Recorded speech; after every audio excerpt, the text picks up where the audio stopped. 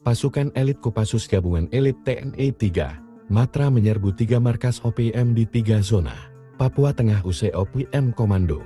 Wilayah pertahanan 15 Ngelung. Kupel membakar ratusan bendera merah putih. Mereka semubar telah merampasnya dari aparat TNI Polri yang bertugas di Kabupaten Pegunungan Bintang. OPM Zona Hitam ini juga memamerkan salah satu anggotanya yang pernah terlibat pembunuhan seorang polisi tahun 2021. Juru bicara TPNPB Sepi Sambo mengatakan, aksi pembakaran bendera disebut sebagai simbol penolakan. Mewakili OPNI 36, Komando Pertahanan Ngalum Kupang, bakar ratusan bendera merah, putih dan kami injak. Artinya kami menolak penjajahan Indonesia di Papua. Ujarnya, Jumat 8 Agustus.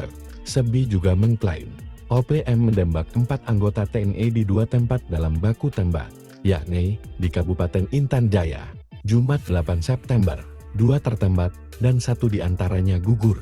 Kemudian, seorang anggota terkena tembakan di bagian tangan dan paha, sementara 1 lainnya mengalami patah tulang tangan akibat terjatuh saat kontak senjata.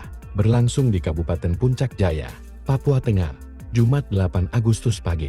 Ulah ini membuat Presiden Prabowo Subianto marah. Pasukan gabungan elit Kopassus dan 3 Matra TNI yang tergabung dalam Korp Habema dipimpin Maijen Luki Avianto menyerbu 3 wilayah zona hitam.